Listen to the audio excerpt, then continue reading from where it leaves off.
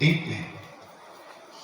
खेल कूद में इसलिए आपको लगता है कि वो आपको आसानी से समझ में आता है, समझ में आ गया इसलिए आपको अच्छा लगता है। कभी आप ध्यान दो, टीवी पर वो गेम देखो जिसको आप जानते नहीं, फिर देखो कितनी देर अच्छा लगता है, आप चैनल बदल देंगे।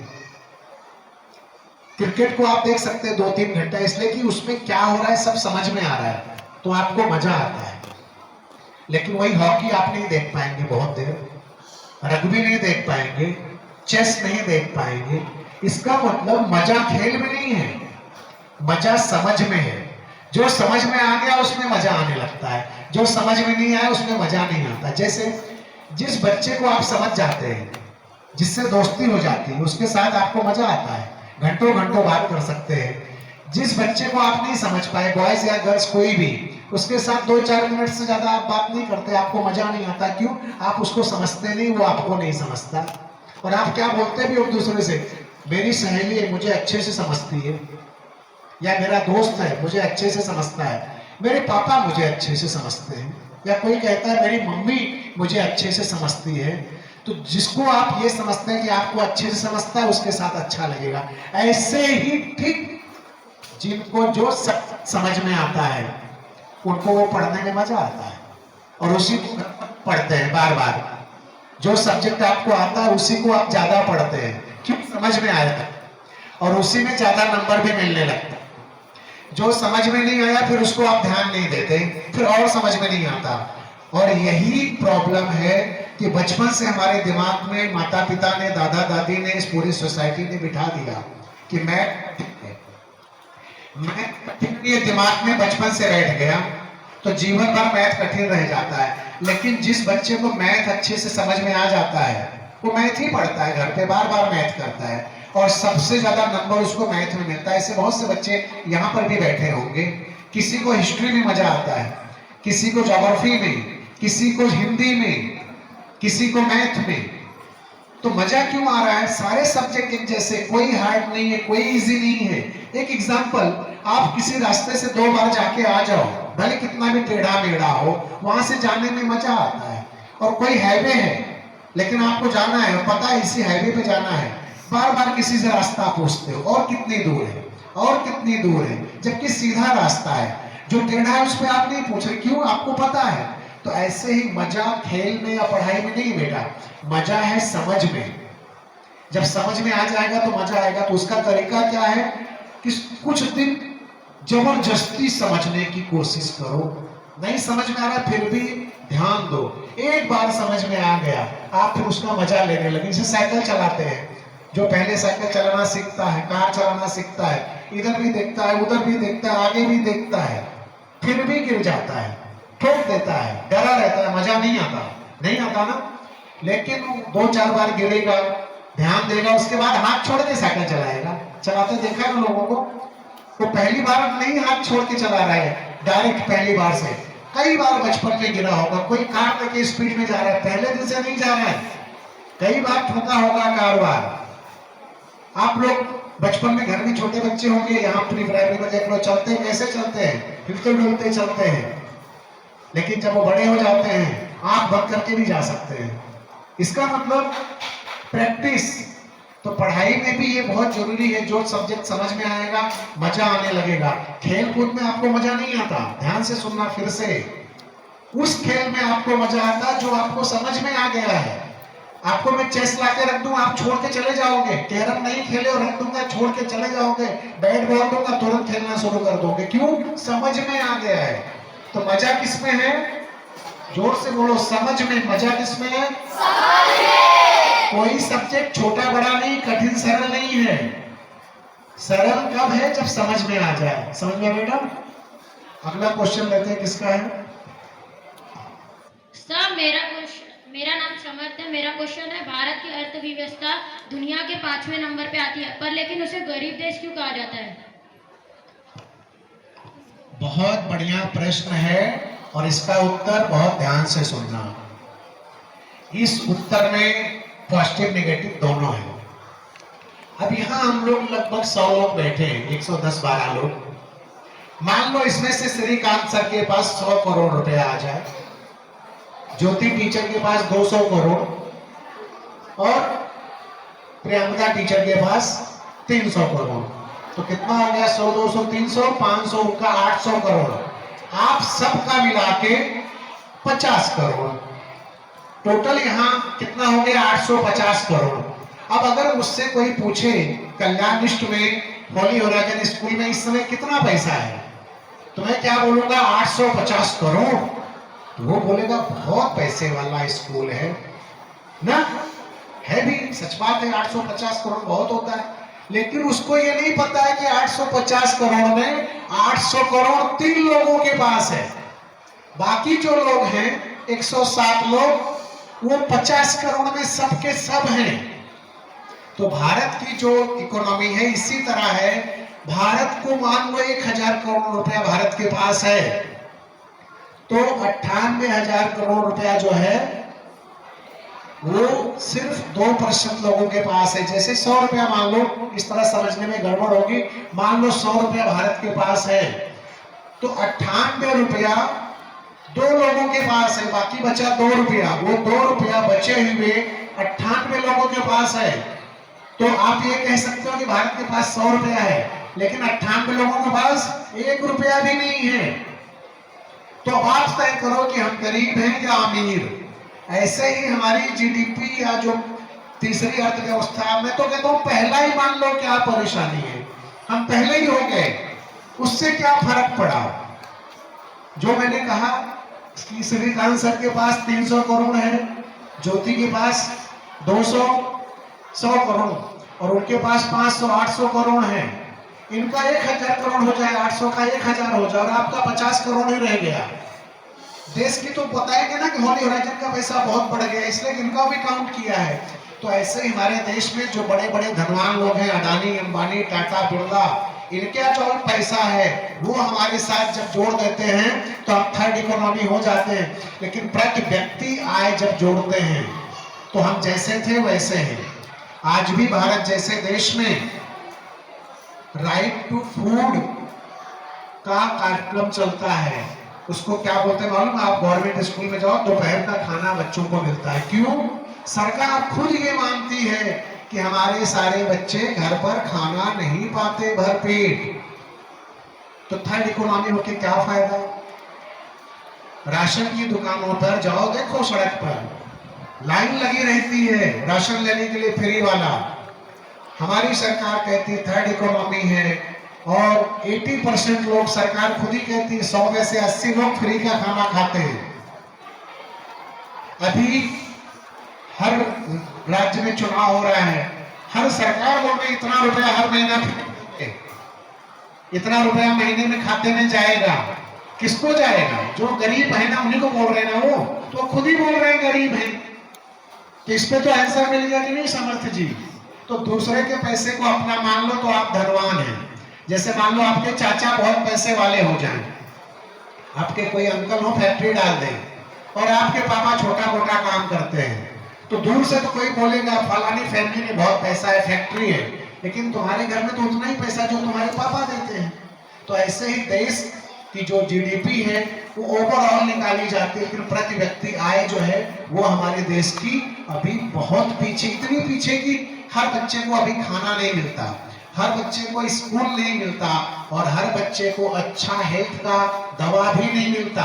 चले जाओ हॉस्पिटल में 2-2 3-3 घंटे लाइन लगानी पड़ती है छोटी छोटी बीमारी के लिए। ट्रेन में चले जाओ, जिस ट्रेन में लिखा है 172 लोग होने चाहिए, 350 लोग उसमें जाते हैं, सांस नहीं ले सकते। लोकल ट्रेन में जाते हो ना, तो इसी को बोलते हैं अमीरी। अगला क्वेश्चन लेते हैं। सर मेरा नाम जिया है, मैं कक्षा 8वीं से हूँ। मेरा क्वेश्चन ये है कि औरतों को शमशान घाट में जाने क्यों नहीं दिया जाता है, किस कारण से नहीं जाने दिया जाता है? इन्होंने ध्यान से आंसर सुना नहीं, आंसर दिया था ना, तो इसका आंसर फिर से नहीं देंगे। अगला क्वेश्चन लेते हैं। किसका है अगला? सर मेरा नाम धनंजय है। शादी के बाद औरत ही ससुराल क्यों जाते हैं, आदमी क्यों नहीं जाते? इनका सवाल बढ़िया है, लेकिन फिर वही गलती हो रही है। हम लोग अपने जिले को या ज्यादा से ज्यादा अपने स्टेट को इंडिया मान लेते हैं और हम समझते हैं ऐसे ही इंडिया में होता है। मैं जिस बिल्डिंग में रहता हूँ, जिस फ्लोर पे रहता हूँ, उस फ्लोर पर ऐसे लोग हैं जो ससुराल में आकर रह रहे हैं, आदमी लोग। हमारे देश में कर्नाटका में, केरला में, तमिलनाडु में भी बहुत से ऐसी जातियां हैं और आदिवासियों में बहुत सारी ऐसी जातियां हैं जहां पुरुष भी ससुराल जाते हैं। मतलब पुरुष ही ससुराल जाते हैं वहां, जैसे अपने यहाँ औरतें आती हैं। पहली बात तो ये समझ लो कि ये पूरा सच नहीं है कि सिर्फ औरतें ही जाती हैं, पुरुष भी जाते हैं। और उसमें मैंने कहा कि हमारी बिल्डिंग में केरल कर्नाटक के लोग हैं, ऐसा होता है। होता क्या है बेटा, इंडिया जैसे देश में दो तरह की फैमिली होती है। एक ऐसी फैमिली होती है जिसको बोलते हैं पितृसत्तात्मक, वहां घर का जो पिता है वो मेन होता है। एक फैमिली होती है जिसको बोलते हैं मदर सत्तात्मक, मातृ सत्तात्मक, वहां माँ मेन होती है। तो होता क्या है, जैसे जहां पिता मेन है वहां क्या होगा, जब शादी हो जाएगी औरत की तो उसको अपने हस्बैंड का जो सरनेम है लिखना पड़ता है और उसके जो बच्चे होंगे पापा का सरनेम लिखते हैं। और जो मातृ सत्तात्मक परिवार है वहां पर जो माँ का सरनेम है वो बच्चे लिखते हैं, पिताजी का नहीं। और जैसे ही नॉर्थ इंडिया में या महाराष्ट्र में लड़के की वैल्यू है कि लड़का आग नहीं देगा, लड़का हो गया तो अच्छा हो गया, ऐसे ही साउथ में लड़की की वैल्यू है। कुछ जातियों में वहां लड़के की कोई वैल्यू नहीं है। कुछ दिन पहले मैंने बताया भी था, इस दुनिया में ना लड़के की वैल्यू है ना लड़की की वैल्यू उसकी है जिसकी सच में कोई वैल्यू है, मतलब जो किसी काम का है तो उसकी वैल्यू है। तो इसलिए और ये जो इन्होंने कहा कि लड़के ही क्यों जाते हैं, तो जहां पर पितृसत्तात्मक फैमिली है वहां पर लड़कियां जाती हैं, जहां मातृ सत्तात्मक है वहां पर लड़के भी जाते हैं। ये जोग्राफिकल कंडीशन पर भी डिपेंड करता है। जोग्राफिकल से मतलब होता है कि किस देश में हम रहते हैं, कैसी वहाँ के क्लाइमेट है। जैसे अभी किसी ने शायद लिखा था क्वेश्चन में या किसी का मैंने देखा था कि लाश को कोई जलाता है कोई गाड़ता है, ऐसा क्यों करता है। तो उसका भी मैं किसी धार्मिक किताब से तो नहीं बता सकता, कुछ उसका उत्तर होगा, लेकिन मैंने अपना जो दिमाग चला उसका मैंने आंसर पाया है कि भारत जैसे देश में बारिश बहुत होती है, तो यहाँ बड़े बड़े पेड़ हैं, लकड़ियाँ बहुत हैं। तो यहाँ पर कोई मर जाए तो हमारे पास इतनी लकड़ी है कि उसको जला सकते हैं।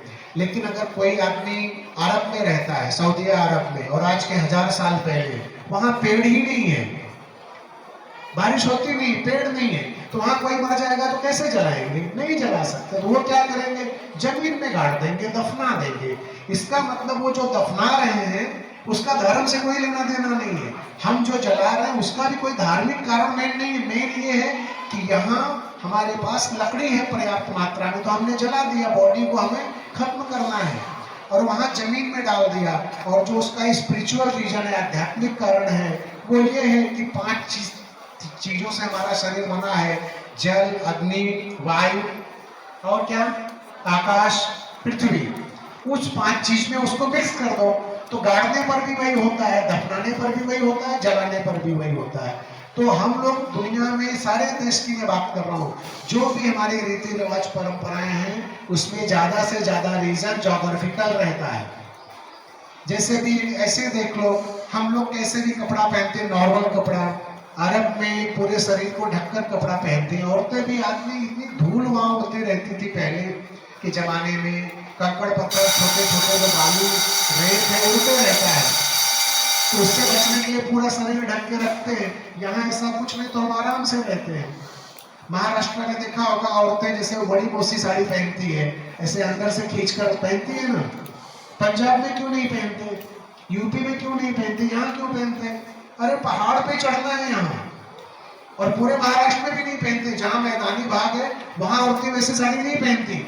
जहाँ पहाड़ का एरिया है वहां औरतें वैसा पहनती हैं। उस जमाने में खेत में काम करना था, डोंगर पे चढ़ना है, तो ऐसे नॉर्मल साड़ी पहन के गिर जाएगी, तो उसको वैसे साड़ी पहनना पड़ता था। अब रानी लक्ष्मीबाई ऐसी साड़ी पहन के घोड़े पे जाएगी, बैठ पाएगी? नहीं बैठ पाएगी, तो उनको वैसे ही साड़ी पहननी पड़ेगी, घोड़े पे बैठना है। इसका मतलब ये जो साड़ी इस तरह ये मौसी पहन रही है, इसका कोई ट्रेडिशनल कारण नहीं है, जोग्राफिकल है। जोग्राफी से पंजाब में औरतें सलवार कुर्ता पहनती, वहां ठंडी बहुत पड़ती है। साउथ में लुंगी शर्ट पहनती है, मैंने बचपन में बहुत औरतों को देखा है, लुंगी पहनते हैं, शर्ट पहनते हैं साउथ के लोग। आज भी गांव में जाओगे औरतें लुंगी पहनती है, शर्ट पहनती, इतनी गर्मी है। तो अगर वो सलवार कमीज पहनेंगे तो गर्मी ज्यादा लगेगी, पंजाब में ठंडी लगती है तो वहाँ सलवार कमीज पहनते हैं। तो ये जो कपड़े हमारे हैं ना, ये कपड़े हमारे क्लाइमेट के हिसाब से हैं, लेकिन आजकल हम लोग फैशन के चक्कर में कुछ भी पहनते हैं, कुछ भी करते हैं। अगला क्वेश्चन लेते हैं।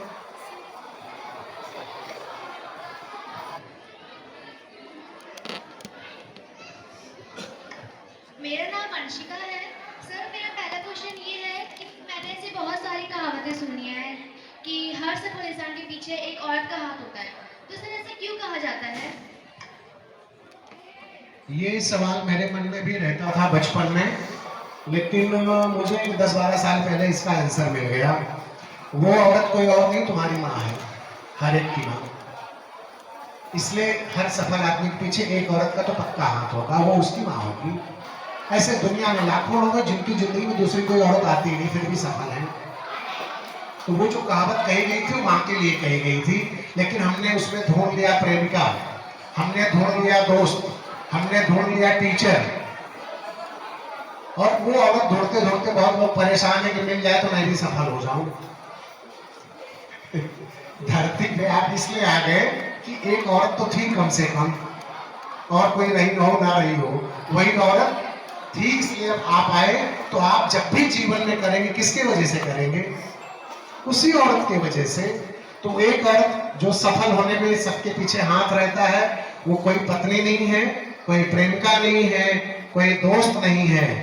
ये भी आपको सपोर्ट करती है, लेकिन जो सच में वो कहावत किसी पर लागू होती है, जो हर व्यक्ति के साथ लागू हो जाएगी, तो उस व्यक्ति की माँ। अब व्यक्ति कहोगे तो उसमें सिर्फ पुरुष मत सोचो, हर औरत की सफलता में भी एक औरत की हाथ होता है, वो उसकी माँ। पुरुष की सफलता में तो औरत का हाथ हो गया, औरत की सफलता में वहां भी औरत का हाथ है, वो तुम्हारी माँ। तो ये कहावत पूरी तरह सच है, लेकिन वैसे नहीं जैसे लोग समझते हैं। हर एक के जीवन में एक औरत आती है कम से कम, वो होती है उसकी माँ, वही तुम्हारी सफलता की गारंटी है। अगला क्वेश्चन लेते हैं।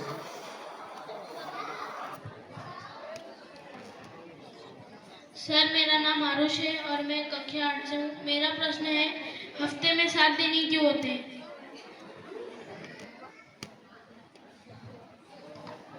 बैठ जाइए, अच्छा क्वेश्चन है। इसके 2 उत्तर मेरे दिमाग में है। पहला उत्तर जो सच है वो ये है कि जब जो खगोली, जिसको हम लोग ज्योग्राफिकल कंडीशन कहते हैं, जिसने भी किया होगा, जब भी किया होगा, तो जिस तरह से पृथ्वी कितने समय में चक्कर लगाती है सूरज का चक्कर पृथ्वी कितने दिन में लगाती है, खुद कितने दिन में घूमती है, ग्रहों की स्पीड को देखकर तय किया गया दिन, महीने, साल। एक तो ये कारण है जो लॉजिकल है। एक और कारण है जो लॉजिकल तो नहीं है, लेकिन वो इससे पुराना लगता है। कभी कभी बाइबल में ऐसा जिक्र है, मैंने सुना है, पढ़ा नहीं है, कि भगवान जब आए, उनके भगवान जैसे हमारे यहाँ ब्रह्मा हैं, तो उनके हिसाब से भगवान ने 6 दिन में पूरी दुनिया बना दी और 7वें दिन आराम करने चले गए, और अभी तक आराम ही कर रहे हैं।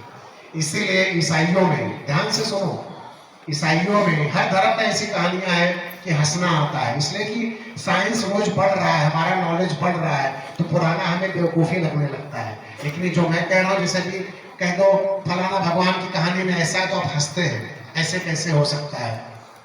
लेकिन जब उसको लॉजिकली सोचेंगे, बहुत डीपली सोचेंगे, तो वो कहानी भी सच रहती है, वैसे सच नहीं रहती जैसे हमें बताया जाता है। तो ईसाइयों में ये मान्यता है कि भगवान ने 6 दिन में दुनिया बना दी, 7वें दिन आराम करने चले गए, तब से वो आराम ही कर रहे हैं, इसके बाद कोई आया भी नहीं। तो उस वजह से भी 7 दिन का बनाया गया।